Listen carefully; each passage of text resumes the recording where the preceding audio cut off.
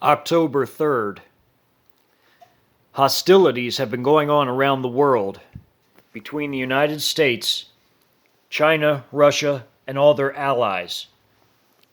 It is October 3rd, and the United States has begun to gather some of their forces to readiness status, including National Guard, and what few active units are at home for home defense purposes. On the 3rd, 5th Column forces begin sabotage operations in the afternoon, going into the evening.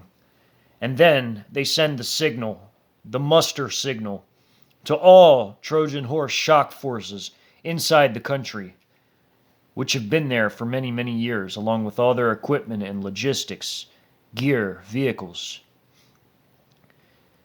Between 10 and 11 p.m., Trojan Horse shock forces begin to muster across the land.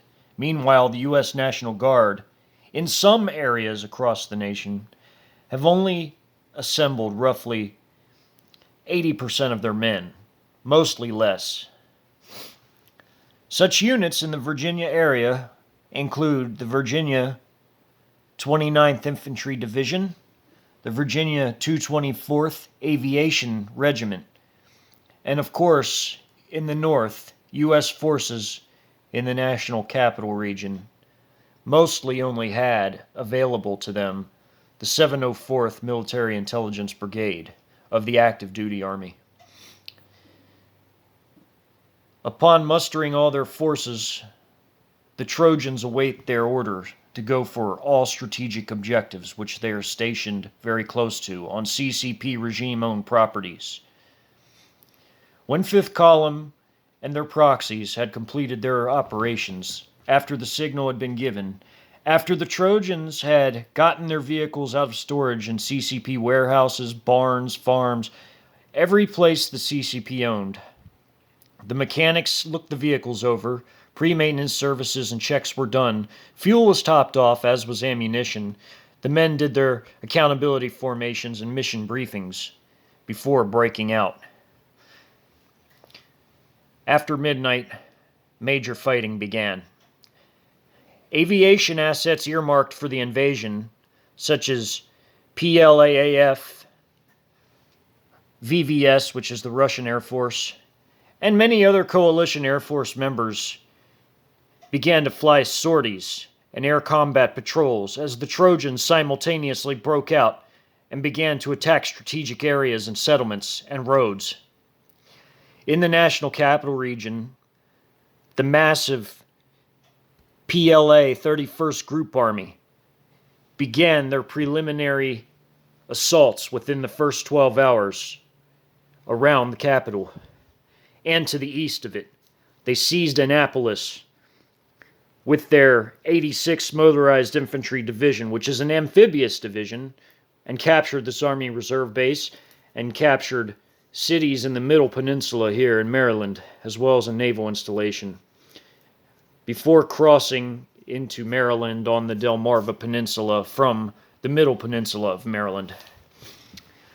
The 17th Pakistani Lancers, an armored regiment, also broke out of their assembly areas and made for the Cap.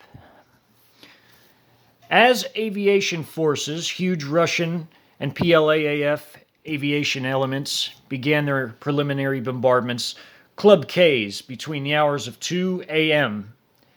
and 12 p.m. the next day fired salvos after salvos across the nation, hitting many, many targets with their huge one-ton payloads of HE.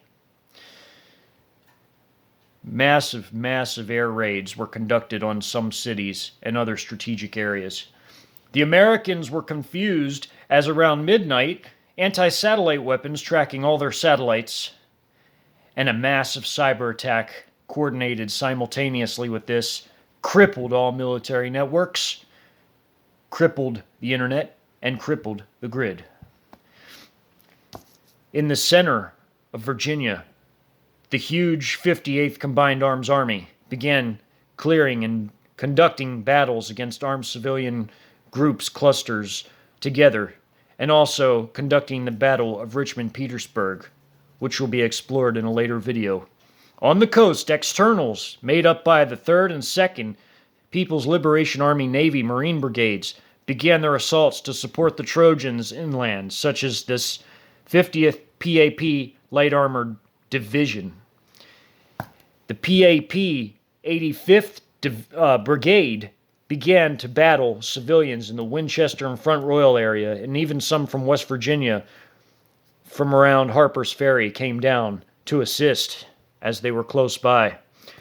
After defeating civilians and ripping communities to shreds, the fanatical PAP-CCP regime loyalists continued south, battling and destroying many American civilian formations and communities before reaching the middle of Virginia. Further south, the 95th PLA Group Army was conducting operations in their AO of North Carolina, which was a separate AO, although they did make a state line incursion to destroy some civilian formations. But off the coast, naval battles conducted against mostly American littoral combat vessels, and even in the Chesapeake Bay here, were done by a massive armada of 2 destroyers and 2 PLAN subs here in the north, 4 PLAN subs south of them, 2 cruisers and 2 corvettes to the south of them, which also conducted some land bombardments to assist the forces inland. 2 Russian cruisers and 2 Russian subs, 2 PLAN frigates and 2 PLAN subs, 2 more PLAN frigates and 2 PLAN corvettes, which destroyed this American naval formation with the assistance of these 2 Russian destroyers and 2 corvettes south of them. The air assets continued throughout the first 3 days, which this map shows all the movements of the first 3 days of the campaign in this small region of the country. Here in the Chesapeake, the 11th Belarusian Mechanized Infantry Brigade, sometimes called a Motorized Infantry Brigade, embarked off of PLAN ships to make a landing and battled civilian formations along the way, destroying them and heading north.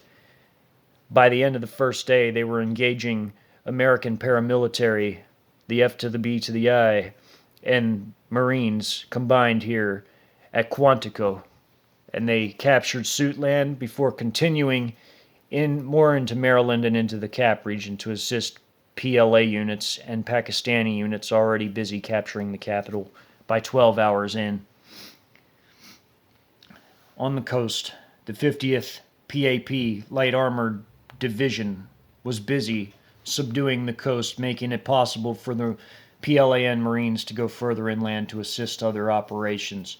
The fanatical PAP eliminated many civilians in these confrontations, as well as mixed units of military in coastal installations that were taken aback by the shock of it all, as the invasion had cost many of American lives, and very few Chinese, Russian, Belarusian, or Pakistani lives. The casualty count will be gone over at the end of this series, along with what happened to some of the POWs that were taken. By the end of the 3rd day, the Chinese had crossed into Maryland. The Marine Brigade here, the 2nd, has gone into Delaware to assist other operations going on further to the north in Delaware. The American units were destroyed on the first day for the most part, including the entire 29th ID here, which is a Virginia Guard unit, the 224th Aviation, which is also a Virginia Guard unit, which was actually out on training operations here when it all went down. They lost all their helicopters and many of their men. 29th ID was totally written off as a loss, total loss. And the 704th Active Duty Military Intelligence Brigade up here was totally annihilated as well. The Russians proceeded down 95 to rendezvous with Chinese units on the state line, and 85 respectively, clearing everything on the way down by the 2nd and 3rd day. In the north, Russians seized a major bridge going into Middle Peninsula, Maryland, and proceeded to Fort Detrick on a special mission to capture America's WMDs.